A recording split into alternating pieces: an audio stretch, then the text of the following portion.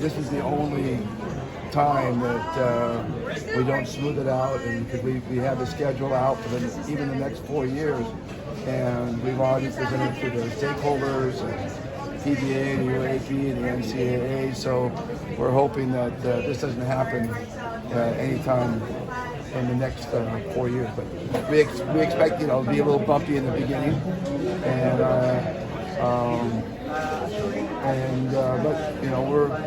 but we asked 12 guys to come in for us, and all 12 guys said yes. So we didn't have to go beyond our original list, which was kind of neat.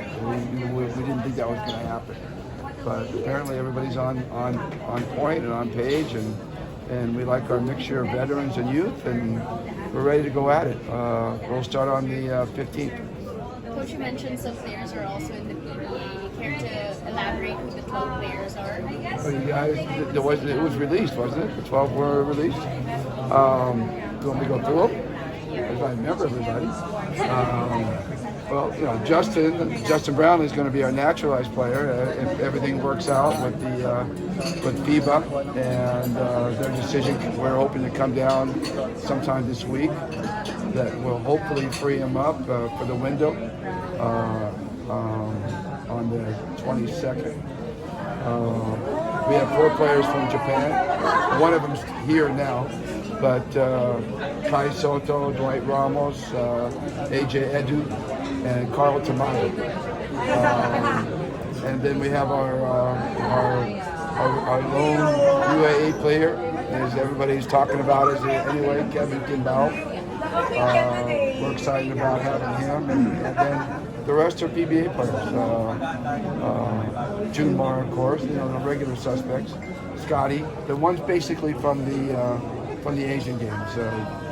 Junmar, Scotty, Chris Newsom, CJ, Calvin Aftana, and Jamie Malonzo. He didn't go to the Asian Games, but he was on the World Cup team. So I think that's 12, right? Did I count 12? Missed one? Coach, you mentioned Jamie last night. He got hurt, and then you said... Yeah, well, the good news is that we got some MRI results for today, and there was no structural damage. We were so relieved. We were pretty sure it was going to be an ACL, and the trainers tested the knee a little bit. It was a little bit muddy-wug. It wasn't firm, and so they were all suspecting that it might be ACL. But took the MRI, and Dr. Kanlas took a look at the plates, and good news is that everything's intact, and he could be back within about 10 days or so. So he could be available for the window. Coach, can you tell us how the conversations went between you and the SVP before, prior to your appointment? I don't know how to phrase it. It was very smooth. Al Panlidio is basically a childhood friend of mine. I've known him since I was, not childhood, when I was in my 20s. We used to play basketball against each other. And so I know him really well, and I got encouragement from Al Francis, and I haven't spoken to Boss RSA, but I've been told he's okay with everything. So, and we just sat down, and he basically interviewed me.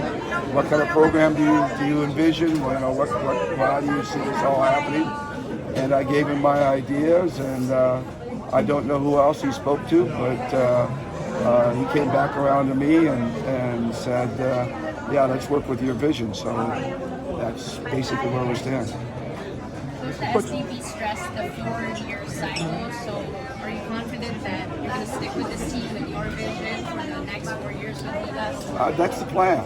I think that's the one thing that we've always talked about in terms of Gilas, the national team, is that we don't have a sure level of continuity. Just back in the 90s, it was Sonny coached for, and then 4 years later it was me, and then Norman, and then after Norman it was me, and after me it was Yang, and after Yang it was Chad, and it's just been one thing after another, and So we're hoping that we can use the windows that we have to grow the team. That's the idea. They're an experienced group. They play at a really high level. We're not going to ask for a lot of lengthy preparation time. We feel like each window will prepare us for the next window, which will prepare us for the next window. And the idea is over 3 or 4 years, we should doing all these windows together and keeping the continuity going and having the same system, the same players. They get to know each other better and better and better. That they'll reach their full potential after 3 or 4 years. So it's not like we're doing this with a bunch of young players. And these are pros that, except for Kevin, but these are pros that are ready to play now. They're going to be at their highest level right now, and they'll just get better and better. Coach, you'll also be coaching the team in the OWT, right, Coach? You're qualifying? Yes, that's the plan, and that will be our second window. Coach, what's the plan for that? Are you planning to, like, it's just a developmental thing, or do you want to also qualify for the Olympics? No, this team is going to stay together through every window. When we play Southeast Asian games, we expect to play this team in Southeast Asian games. So when we play Asian games, we play World Cup qualifiers, we play FIBA Cup qualifiers. As we're saying, we want to keep this team intact because every time we play, we either will grow from either the success or the failure that we had. It's kind of like a PBA team. I mean, you think about it, it's a PBA team, or NBA team, or a B-League team, any kind of basketball team where, you keep a team together as much as you can, and you try to get it to learn through its failures and successes. Eventually you'll grow it. You have to make a tweak here or there. Ideally, it'll be the same 12 guys for 4 years, but that's kind of unrealistic. I mean, guys get older, guys get injured, so there will be some tweaks along the way. But the idea is to keep an intact core that understands the system. That's not going to be, varying all the time. If we change, we have to start from zero every time we change. We change the players, change the coach. You always got to start from zero. So the idea is that we use this first window with Hong Kong and Taiwan. We use our preparation time in that window to get to a certain level, and then bring that level into the OQT, and then be able to play, Latvia and Georgia, and improve from there. And then use that to go into the next one, which will be, I guess, New Zealand and Hong Kong here at home. And every time we play, we expect to be better. We expect to get better. And that's how you do it with a regular basketball team. But if you need to tweak it here or there with personnel changes, then you do that. And just like a coach, if I need to tweak the system a little bit, then I'll make a tweak to the system as we go. But the foundation will be there. The foundational players will be there, and the foundation of the system will be there. Does that make sense?